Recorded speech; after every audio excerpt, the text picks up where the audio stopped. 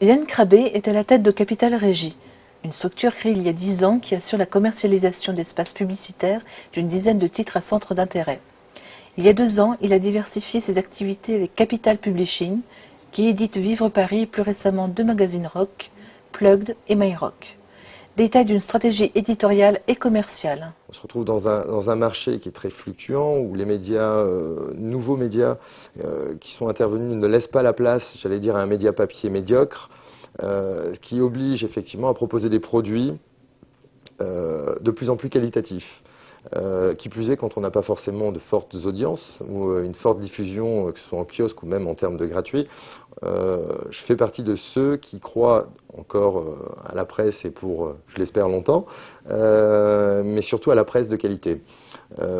Quand on n'a pas une forte diffusion, on se doit de pouvoir proposer tant à nos lecteurs qu'à nos annonceurs, puisque le mixte ne peut fonctionner qu'avec un titre aujourd'hui, au-delà des ventes, fonctionne inévitablement aussi avec des annonceurs qui nous suivent. C'est ce qui en assure et la crédibilité et aussi, j'allais dire, l'équilibre financier de petites structures comme celle-ci. On se doit de proposer des magazines avec déjà d'une part une qualité de papier, qualité d'impression et d'écriture. Pour installer et faire vivre ses titres au plus près de son lectorat, Capital Régie parie depuis plusieurs années sur l'événementiel. Si je prends un titre comme Spray qui a été créé en 2004, il a été, dès sa création, soutenu par une série de soirées, plutôt clubbing, puisque c'était l'état d'esprit du magazine, encore assez street, mouvement culturel, donc d'une série de soirées, 10 soirées par an, et depuis, on fait ça depuis plus de 8 ans.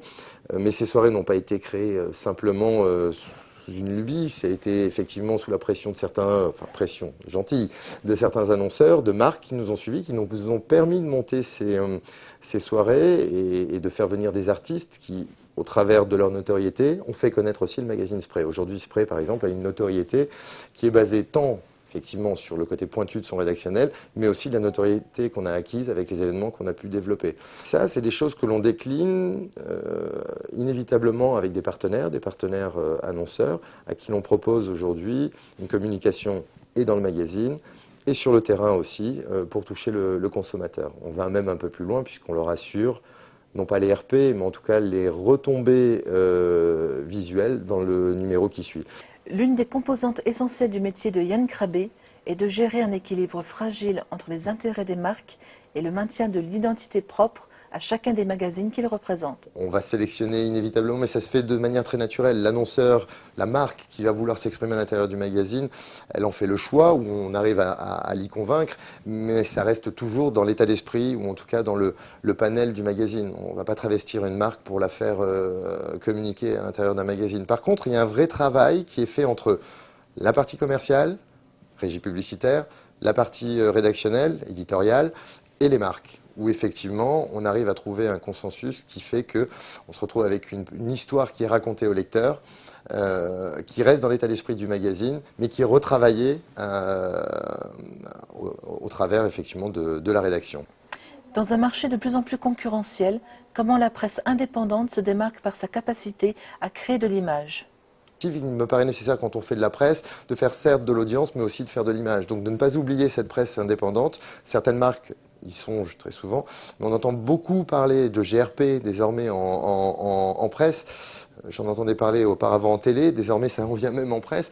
Et il est difficile pour nous, sur des petits titres comme ceci qui créent vraiment de l'image, ou en tout cas qui véhiculent effectivement le dynamisme, la créativité, de pouvoir survivre si les marques vont toutes effectivement sur des titres à forte diffusion. Dans ce cas-là, faire de la télé. Mais ne pas oublier cette presse indépendante, petits éditeurs indépendants qui ont une vraie part, à mon avis, une vraie raison d'être sur le marché. On le voit sur les féminins, beaucoup de féminins se sont créés ces dernières années, 7, 8. Il y a encore de la place pour tout le monde, mais tous sont tenus effectivement par des grosses boîtes d'édition.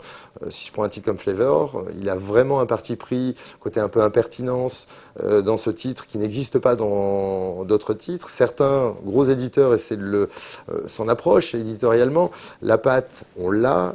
Il ne faudrait pas justement que les investissements médias qui sont faits par les marques sur les grosses structures avec les accords cadres que je dénonce formellement aujourd'hui, qui sont faits avec les grosses structures, étouffent, j'allais dire, cette presse indépendante qui a vraiment besoin de résister et de rester. Et ça, autant les lecteurs l'ont compris, autant les marques doivent pouvoir supporter et se doivent de supporter effectivement cette presse-là.